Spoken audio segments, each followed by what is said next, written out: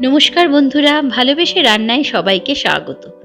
पुई मिटुली बा पुई बिटुली चिंगड़ी माछ दिए आज के आमरा करछि। निये निচ্ছি पुई बिटुली जेटा आमरा शीतकालेई पाई। निये नेब दुटो मीडियम साइजेर आलू जेटाके आमरा डुमो डुमो करे केटे निয়েছি। दुटो मीडियम साइजेर पेঁয়াজ आमी कुचिয়ে নিয়েছি। 8-10টা रसुन कोয়া निये निয়েছি। चिंगड़ी माछ खूब भालो करे बेছে धुয়ে आमी নুন হলুদ माखिয়ে 10 मिनट मैरिनेट करते दिয়েছি। এবারে আভেনে একটা কড়াই বসিয়ে দিয়ে দেব সরষের তেল। এই রান্নাটা আমি সরষের তেলে করছি।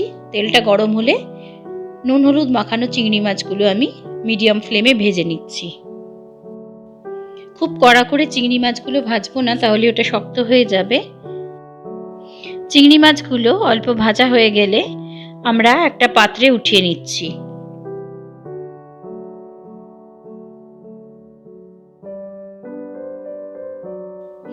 এবারে ওই একই তেলের মধ্যে আমি দিয়ে দেব ডুমো ডুমো করে কেটে রাখা আলু। গ্যাসের ফ্লেমটা হাইতে করে দিয়ে আলুগুলো খুব ভালো করে ভেজে নিচ্ছি। ঢাকা দিয়ে দিচ্ছি। খানিকক্ষণ পর ঢাকা তুলে আবার একটু নাড়াচাড়া করে দেব। আলুগুলো যখন একটু ভাজা ভাজা হবে দিয়ে দেব কুচিয়ে রাখা পেঁয়াজগুলো।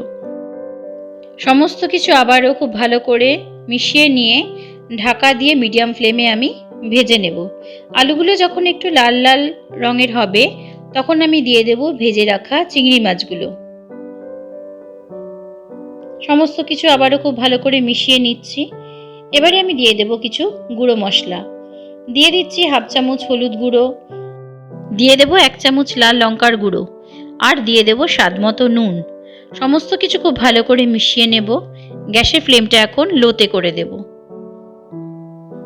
এবারে আমরা দিয়ে দিচ্ছি পুই মিটুলি, যেটা আমরা ছোট ছোট করে কেটে ভালো করে ধুয়ে রেখেছিলাম।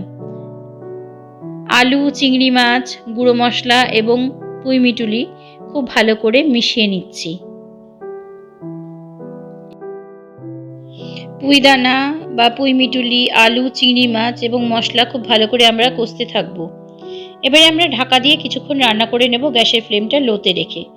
দেখুন খুব ভালো করে যখন তরকারিটা কষা হয়ে গেছে, এবারে আমরা দিয়ে দেব অল্প জল, আলু আর পুই মিটুলিটা যাতে খুব ভালো করে সেদ্ধ হয়ে যায়।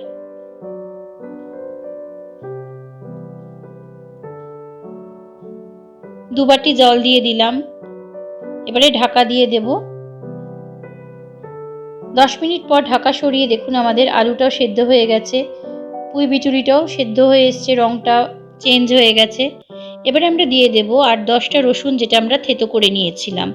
আপনারা ইচ্ছে করলে রসুনটা বেটেও দিতে পারেন, তবে আমি এখানে রসুনটা থেতো করে দিয়েছি। আর একটু ঢাকা দিয়ে দেব। পুই বিটুলি একদম শুকনো শুকনো করে আমরা নামাবো। আমাদের তরকারিটা প্রায় হয়ে এসেছে। খুব ভালো করে আমরা টানিয়ে নিয়েছি। পুই বিটুলি দেখুন একদম রেডি গরম গরম ভাতের সাথে খাবার জন্য। পুরো ভিডিওটা দেখার জন্য ধন্যবাদ। ভিডিওটা ভালো লাগলে লাইক, শেয়ার আর কমেন্ট করবেন, আর এইভাবেই আমার পাশে থেকে আমাকে উৎসাহিত করবেন।